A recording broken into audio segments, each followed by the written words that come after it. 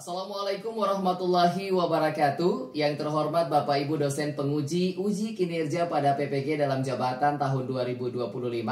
Perkenalkan, saya Muhammad Rifaldi, guru mata pelajaran Al-Quran Hadis di Mandua, Kota Palu, sekaligus mahasiswa PPG dalam jabatan angkatan ketiga tahun 2025 di LPTK UIN Dato Karama Palu.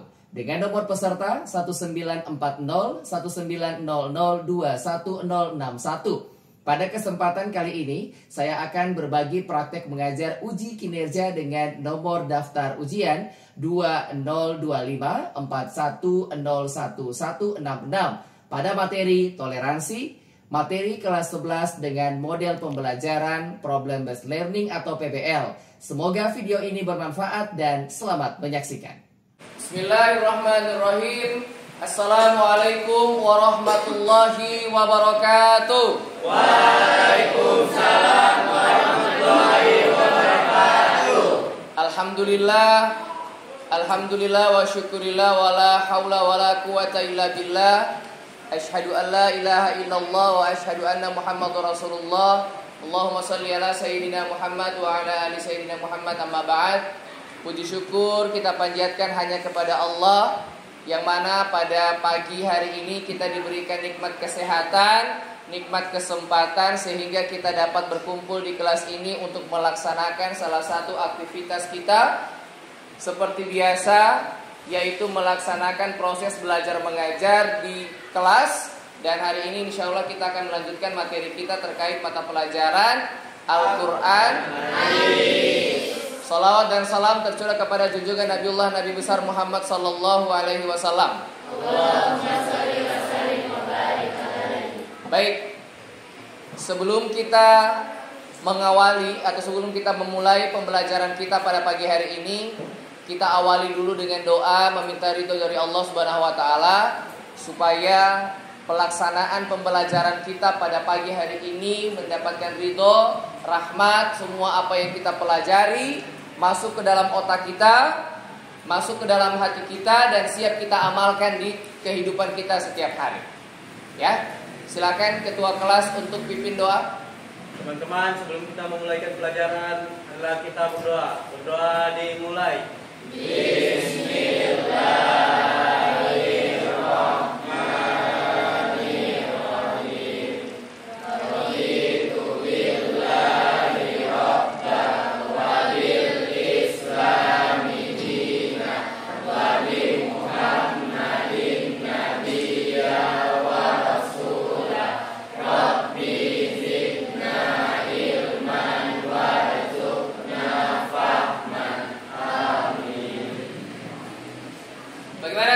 Belajar? Siap. Periksa semua sekitar kalian wajib bersih. Baju dirapikan, jilbab dirapikan, semuanya wajib rapi. Kenapa? Karena pembelajaran itu tidak hanya sekedar siap lahir tapi juga siap batin. Ya. Lingkungan kalian harus bersih, diri kalian juga harus siap. Supaya apa? Supaya kalian kelak ketika menerima pelajaran nyaman dan pelajaran yang diajarkan masuk ke dalam pikiran kalian. Ya. Siapa yang tidak hadir hari ini, Nak? Bapak mau siapa yang tidak hadir? Hairul Agung. Kenapa Hairul Agung? Sakit. Hairul Agung sakit. Selanjutnya Hairul Azam. Hairul Azam kenapa? Sakit. Sakit juga. Siapa lagi? Asagaf kenapa ini?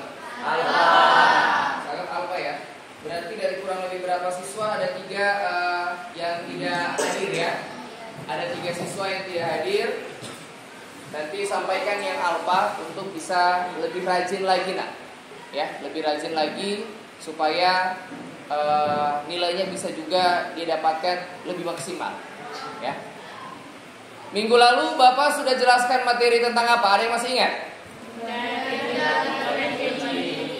Menghindari perbuatan keji. Salah satu perbuatan keji yang paling dihindari itu adalah zina. Nah, berarti kalian masih mengingat kembali. Minggu ini Bapak review ulang dan kalian masih mengingat betul apa minggu lalu. Sekarang kita masuk materi 4. Perhatikan baik-baik. Materi 4 ini berkaitan dengan sikap kita dengan sesama. Ya, Seperti yang tertera di papan tulis kalian, kita akan membahas materi terkait sikap toleransi. Nah, sebelum Bapak masuk ke dalam inti materi, Bapak akan sampaikan terlebih dahulu tujuan kita mempelajari materi toleransi. Ya, perhatikan semua di depan. Yang pertama, tujuan kita mempelajari sikap toleransi adalah peserta didik mampu menganalisis ayat-ayat dalam Al-Quran yang berkaitan dengan landasan kita bersikap toleransi terhadap sesama. Ada Quran surah Al-Kafirun, ada Quran surah Yusuf, ada Quran surah Al-Kahf, ada Quran surah Al-Hujurat ayat 10 dan 13. Namun pertemuan kali ini Bapak akan lebih memfokuskan kepada dua surah, yaitu surah Al-Kafirun dan surah Al-Hujurat ayat 10 sampai 13. Berikutnya, peserta didik mampu mendemonstrasikan hafalan. Jadi sebentar antum-antum semua ini harus membaca surah-surah yang menjadi landasan sikap toleransi. Harus mampu melafalkan dengan baik. Tajwidnya harus benar, makhraj hurufnya juga harus benar. Ya, karena itu salah satu tujuan pembelajaran kita. Berikutnya, peserta didik mampu menyajikan hasil analisis ayat hadis tentang toleransi. Nanti kita akan bentuk kelompok. Terus kalian akan Bapak kasih masalah, kalian pecahkan, nanti kalian analisis sesuai surah yang ada, kita bahas, nanti kalian presentasikan apa hasil dari diskusi kalian. Dan yang terakhir, peserta didik mampu mendeskripsikan perilaku mengamalkan kandungan ayat dan hadis tersebut. Mampu mendeskripsikan artinya tidak hanya mampu menjelaskan, tapi mampu mengamalkan dalam kehidupan sehari-hari. Nah, indikator pembelajaran itu ada menganalisis, mendemonstrasikan hafalan, menyajikan hasil analisis, serta mendeskripsikan perilaku mengamalkan sikap toleransi. Baik, selanjutnya Bapak akan memberikan kalian pertanyaan dulu. Sebelum nanti kita akan nonton video bersama. Nanti videonya diamati bersama. Kita membahas tentang sikap toleransi. Tapi harus kalian pahami dulu, apa itu toleransi? Siapa yang bisa jawab? Coba, silakan. Sikap toleransi adalah sikap saling menghargai, menghormati, dan saling menghina satu sama lain, baik dari agama, suku, dan pendapat. Sikap saling menghargai. Ya, berbeda dengan ini? Sama ya? Sikap saling menghargai perbedaan, baik itu suku, budaya, agama, baik itu individu maupun kelompok. Sekarang, bagaimana kalau misalnya dalam kehidupan masyarakat kita tidak bersikap toleransi? Apa yang terjadi? Siapa yang bisa jawab? Silakan, kasih kode suaranya nak. Akan timbul konflik, kesalahpahaman dalam suatu masyarakat dan tidak ada sikap saling menghargai dan menghormati sesama. Bagus, tepuk tangan untuk suaranya. Satu lagi Bapak mau tanya, sebutkan satu contoh sikap toleransi dalam kehidupan sehari-hari yang berada di sekolah. Kita di sekolah nih. Silakan, kasih kuota. Menghargai perbedaan, Bapak. Menghargai perbedaan. Pendapat ataupun yang lain-lain supaya saling menghargai. Oke, itu yang terjadi di sekolah. Karena kadang-kadang kita kan terjadi perbedaan pendapat. Apalagi sebentar diskusi, ada yang tidak sama pendapatnya. Kita wajib menghargai. Nah, ada video yang akan Bapak tayangkan. Kalian harus amati, cermati, ya, pahami. Sebentar akan Bapak tanya analisis video tersebut. Silakan kalian melihat dan menonton, menyaksikan baik-baik videonya.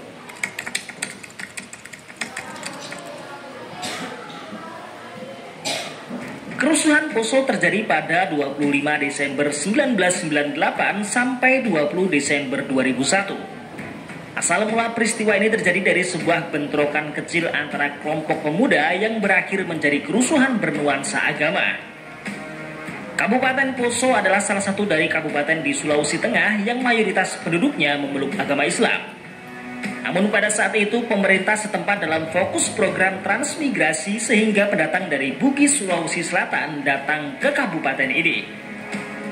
Awal kerusuhan terjadi pada 24 Desember 1998. Di mana ada seorang pemuda yang berasal dari mayoritas Protestan menikam seorang pemuda Muslim. Konflik pertama berhasil diselesaikan dengan baik oleh kedua pemuka agama yang sepakat bahwa alkohol adalah sumber masalahnya. Akhirnya Polres Poso mulai menyita dan menghancurkan minuman keras yang berada di sana. Namun ada satu toko yang ingin disegel oleh pemuda muslim yang sedang dijaga oleh pemuda Protestan. Pertemuan kedua pemuda ini berakhir dengan bentrokan. Kerusuhan kedua mulai terjadi lagi pada 15 April ketika seorang pemuda muslim mengaku menjadi korban tikam dari sekelompok pemuda Kristen. Pihak muslim yang tak terima langsung membalas hingga akhirnya kerusuhan antar agama pun terjadi. Pada bulan Mei tahun 2000, kerusuhan mulai memburuk setelah terjadi aksi penculikan dan pembunuhan di Kabupaten Poso. Bahkan banyak wanita dan anak-anak yang menjadi korban penculikan dan pelecehan seksual di tahun tersebut. Konflik ini akhirnya berakhir pada 20 Desember 2001 dengan perjanjian damai antara pihak Kristen dan Islam dengan menandatangani perjanjian deklarasi Malino. Dikabarkan ada sebanyak 577 korban tewas, 384 terluka, 7.932 rumah hancur, dan 510 fasilitas umum terbakar pasca kerusuhan Poso.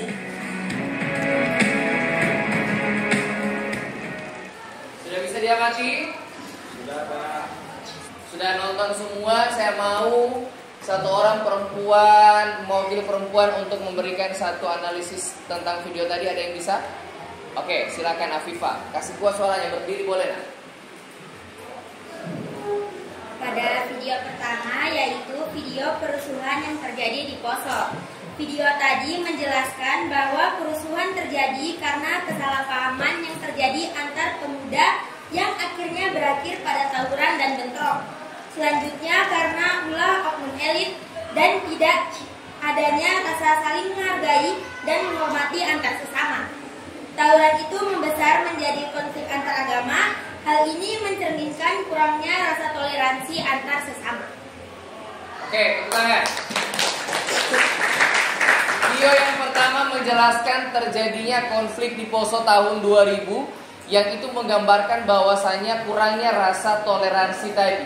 Sebenarnya mayoritas minoritas itu hanya sebuah gambaran umum saja, tapi sejatinya kita bisa hidup sama-sama dalam lingkaran perdamaian, ya. Jadi tidak ada menjadi hal yang memicu konflik dan lain-lain kalau sikap toleransi ini kita tanamkan dalam diri kita. Baik, sekarang kita masuk kepada ayat-ayat atau surah yang menjadi landasan sikap bertoleransi dalam kehidupan sehari-hari, baik itu agama, budaya, dan lain-lain. Yang pertama yang akan menjadi pokok pembahasan kita adalah apa? Quran surah ayat 1 sampai dengan 6. Ada yang bisa bantu baca nak? Oke, silakan. A'udzu billahi minasyaitonir rajim. Bismillahirrahmanirrahim. Qul ya ayyuhal kafirun la a'budu ma ta'budun wa la antum 'abiduna ma a'budu wa la ana 'abidun ma abadtum wa la antum 'abiduna ma a'budu lakum dinukum waliyadin. Oke, sadaqallahul azim. Ada kesimpulan penjelasan dari Al-Kafirun ayat 1 sampai 6. Ada yang bisa bantu baca kuat-kuat? Silakan, Maulana. Lakum dinukum waliyadin. Untukmu agamamu dan untukku agamaku. Ayat ini menegaskan prinsip kebebasan beragama dan saling menghormati. Baik, perhatikan. Quran surah Al-Kafirun adalah surah yang membahas tentang agama itu tidak bisa dipaksakan. Sehingga dikatakan bahwasanya tidak ada negosiasi dalam keyakinan. Ya. Ayat terakhir mengatakan jelas lakum dinukum waliyadin, untukmu agamamu dan untukku agamaku. Bisa dipahami ya, nak? Berikutnya ada Quran surah Al-Hujurat ayat 10 yang pertama kita bahas. Siapa yang bisa baca? Oke, silakan Andi, kuat suaranya.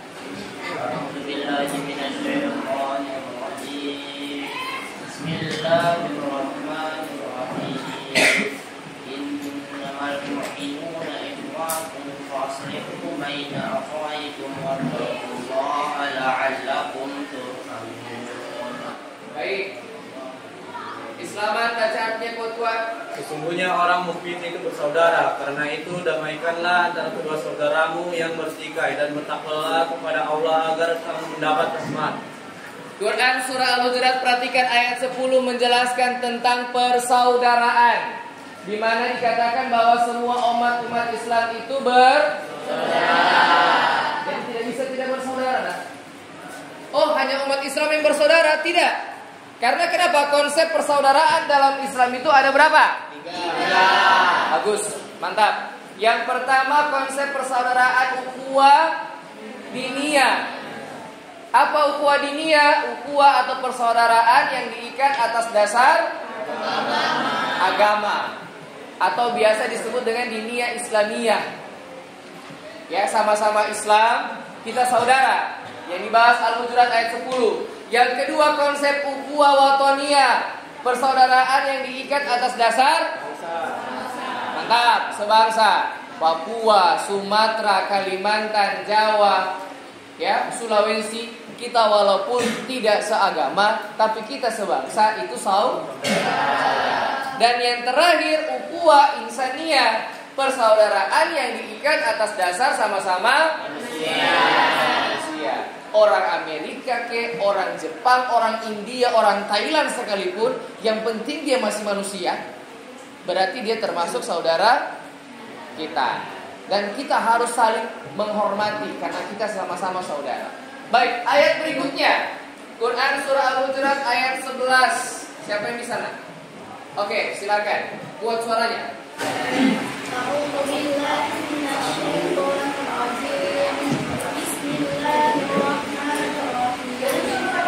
Ya ayyuhalladzina amanu la yaskhar qaumun min qaumin 'asa an takunu khairan minhum wa la nisaa'un min nisaa'in 'asa an yakunu khairan minhum wa la talmizu anfusakum wa la tan'adu al-fadl asal ismu al-fusuq ba'da al-iman wa man lam yatub fa'ulaika humuz zalimun. Baik, perhatikan.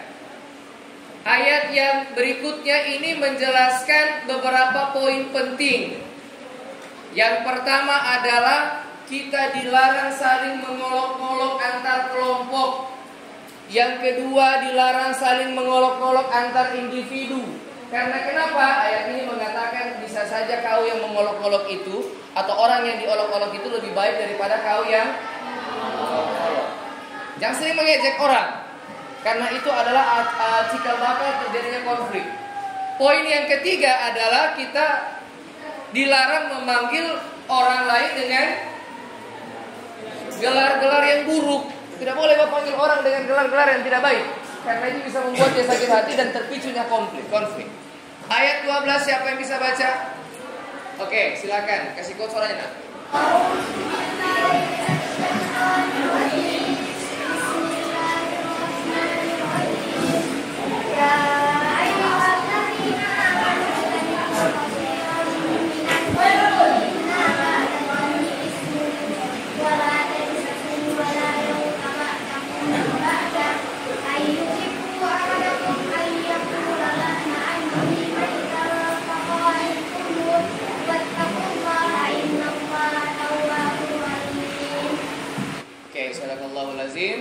Ayat yang ke-12 ya. Ini menjelaskan 3 poin juga. Perhatikan. Yang pertama adalah kita dilarang untuk berprasangka. Jangan berprasangka sama orang. Ayat yang poin yang kedua itu kita dilarang untuk mencari-cari kesalahan. Dan yang ketiga kita dilarang untuk memuji. Ini yang dalam Quran surah Al-Hujurat ayat 11 sampai ayat 12 ini adalah larangan bagi kita supaya tidak terjadinya konflik. Jauhi semua tadi itu. Jangan menggunjing, mencari kesalahannya orang, ya, jangan berprasangka, jangan panggil orang dengan sebutan yang tidak baik. Supaya apa? Supaya tidak terjadi konflik. Nah, ayat ke-13 merangkum semuanya. Apa dirangkum? Kenapa kita tidak boleh menggunjing, tidak boleh memanggil dengan panggilan yang buruk? Karena ayat 13 menjelaskan bahwa perbedaan itu adalah hal yang memang menjadi keindahan sebenarnya. Silakan, siapa bisa baca? Silakan, Rangga. A'udzubillahi minasyaitonirrajim. Bismillahirrahmanirrahim. يا أيها الناس إنا خلقناكم من ذكر وأنثى وجعلناكم شعوبا وقبائل لتعارفوا إن أكرمكم عند الله أتقاكم إن الله عليم خبير. Sadaqallahul azim. Oke. Ayat yang berikutnya menjelaskan tentang Allah menciptakan kita dari laki-laki, perempuan, berbangsa-bangsa, bersuku-suku. Lita'arafu, supaya kita saling mengenal. Jadi jangan jadikan perbedaan itu sebagai perpecahan. Justru karena kita beda, akhirnya kita mengenal. Ada yang kulit putih, ada yang sawo matang, ada yang matanya sipit, ada yang matanya besar, ada yang rambutnya keriting, ada yang lurus. Apakah kita harus menyalahkan yang keriting? Karena kita berambut lurus? Tidak. Justru karena dia keriting, kita tahu rambut kita lurus.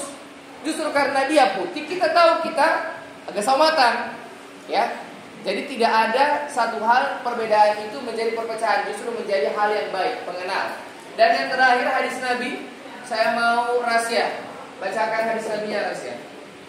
Dari Ibnu Abbas radhiyallahu anhu bahwasanya Rasulullah sallallahu alaihi wasallam bersabda, tidaklah termasuk golongan kami orang yang tidak menghormati orang tua dan menyayangi anak-anak kecil dan memerintahkan yang makruh, amar ma'ruf dan mencegah dari kemungkaran. Hadis riwayat Ahmad. Baik, ada 3 landasan. Yang pertama surah Al-Kafirun, Al-Hujurat sama hadis Nabi. Sekarang Bapak mau kalian berdiskusi ya untuk menganalisis dari 3 sumber ayat dan hadis tadi, kira-kira apa yang bisa kita dapatkan. Ya, Bapak akan bagi menjadi 4 kelompok. Nanti masing-masing akan Bapak bagikan yang namanya LDKP, lembar diskusi kelompok peserta didik. Di sini sudah ada penjelasan ayat. Di sini juga sudah ada soalnya, kalian kerjakan ya, sebentar akan kalian presentasikan di depan kelas. Nanti kalau ada yang tidak paham silakan ke kelompok lain berkesempatan bertanya kepada kelompok yang tampil. Paham ya? Oke, sekarang berhitung dari Maulana. 1, 2, 3, 4, 1, 2, 3, 4, 1, 2, 3, 4, 1, 2, 3. Baik, sekarang saya kasih kesempatan 2 menit. 1 kelompok 1 di sini, kelompok 2, kelompok 3, kelompok 4. Sekarang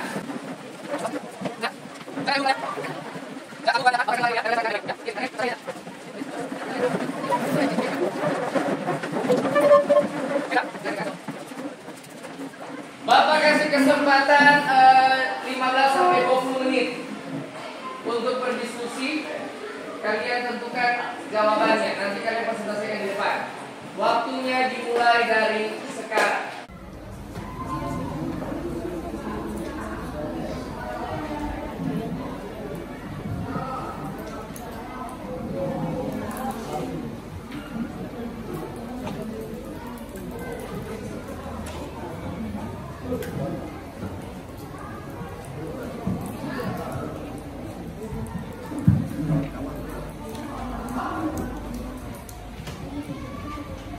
Jadi nanti kalian tulis aja di sini.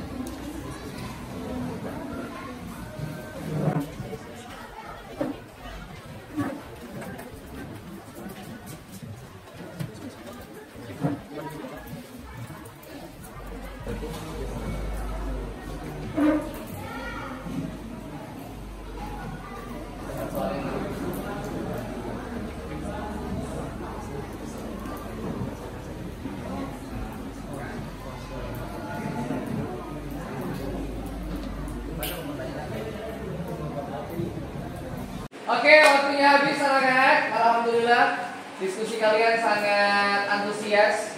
Ya, kalian sangat luar biasa berdiskusi. Bapak lihat, Bapak perhatikan dari tadi. Semoga dari keantusiasan kalian bisa menemukan hal-hal yang baru, bisa menambah ilmu terkait dengan materi kita yang toleransi. Bapak mau dengar hasilnya dari kelompok 1 terlebih dahulu. Silakan pembicaranya.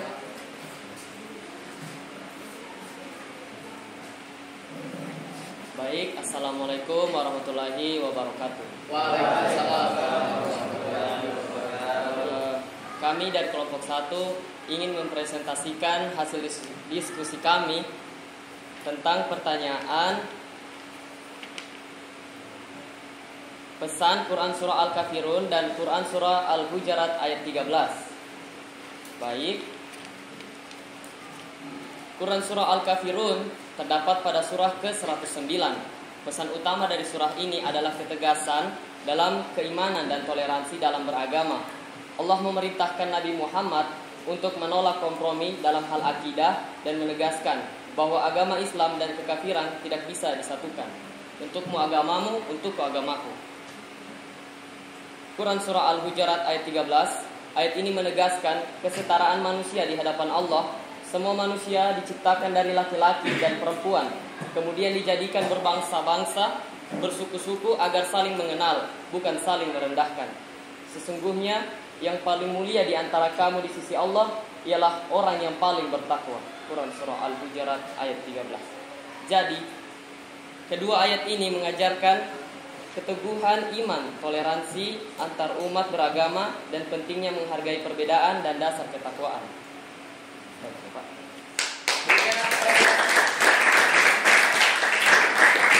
Dari penjelasan kelompok 1 ada yang ingin bertanya? Oke, silakan. Assalamualaikum warahmatullahi wabarakatuh. Waalaikumsalam warahmatullahi wabarakatuh. Mohon izin, saya mau bertanya mewakili dari kelompok 3. Bagaimana cara kita menerapkan sikap toleransi yang ada di surah Al-Kafirun di dalam kehidupan sehari-hari? Terima kasih. Oke, tepuk tangan buat yang bertanya. Silakan kelompok 1, saya berikan kesempatan menjawab. Baik, saya akan menjawab dari pertanyaan saudara, yaitu agama itu tidak dipaksakan.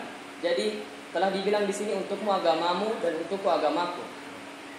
Lalu agama itu tidak untuk dipermainkan dan juga tidak dipaksakan. Baik, itu dari kami. Oke, berikan tepuk tangan. Jadi penerapan Quran Surah Al-Kafirun dalam kehidupan sehari-hari, yang pertama tentunya tidak boleh mempermainkan keyakinan, tidak boleh mempermainkan agama, dan tidak boleh memaksakan keyakinan kita kepada orang lain. Itu jelas sekali yang dijelaskan dalam Al-Kafirun ayat terakhir, lakum dinukum waliyadin. Terima kasih kelompok 1, silakan kembali. Demikian dari kelompok 4. Bila ada kesalahan kata mohon dimaafkan. Kami tutup. Wassalamualaikum warahmatullahi wabarakatuh. Waalaikumsalam warahmatullahi wabarakatuh. Silakan kembali. Baik, apa yang kalian diskusikan dari masalah yang Bapak sampaikan di dalam lembar diskusi kalian, alhamdulillah kalian betul-betul pecahkan ya, sesuai dengan permintaan soal, sesuai dengan apa yang Bapak jelaskan. Alhamdulillah sudah kalian terapkan dalam diskusi tadi, dan insya Allah ya kalian juga bisa mendapatkan ilmu baru dalam diskusi kita pada pagi hari ini. Kesimpulannya adalah, perhatikan sejenak, bahwasanya toleransi itu adalah sikap yang mesti dan harus kita tanamkan dalam diri kita, dalam berkehidupan sosial, dalam kehidupan masyarakat maupun kehidupan individu, ya. Karena dengan menghargai orang lain, kita akan sampai pada puncak keindahan dalam berkehidupan sosial, ya. Jadi harus kita terapkan. Selanjutnya, sebagai umat Islam, jangan pernah kalian tinggalkan landasan kita, yaitu Al-Quran dan hadis, dalam melakukan sesuatu. Dalam hal ini toleransi, Al-Quran dan hadis adalah landasan utama kita dalam mengambil keputusan. Al-Kafirun, Al-Hujurat ayat 10-13 telah menerangkan kepada kita untuk bagaimana sebenarnya sejatinya umat Islam itu dalam sikap toleransi. Bisa dipahami ya? Bisa. Bagaimana pembelajaran kita hari ini? Bisa dimengerti? Bisa. Kalian semua senang? Senang. Oke, baik, kalau begitu minggu depan kita masih bahas masalah toleransi, tapi ayat yang lain, yaitu Quran surah Yusuf, ya, dan Quran surah Al-Kahf ayat 29, dan beberapa materi-materi berikutnya terkait dengan bagaimana manfaat sikap toleransi, bagaimana seharusnya bentuk-bentuk toleransi dalam kehidupan bersama, dampaknya seperti apa, contohnya seperti apa, sampai kepada bagaimana tantangan negara kita dalam menghadapi sikap toleransi. Bahkan ada istilah baru ya yang hampir sama dengan toleransi, yaitu apa? Moderasi beragama. Nanti kita kita bahas minggu depan ya. Baik, kita tutup pembelajaran kita hari ini. Terima kasih atas partisipasinya yang luar biasa dari kelas ini. Tepuk tangan buat kita. Kita tutup dengan doa. Sama-sama kita berdoa. Subhanakallahumma wa bihamdika asyhadu an la ilaha illa anta astaghfiruka wa atubu ilaik. Amin ya rabbal alamin. Terima kasih Bapak tutup. Wallahu muwaffiq ila aqwamit thoriq. Wassalamualaikum warahmatullahi wabarakatuh. Waalaikumsalam.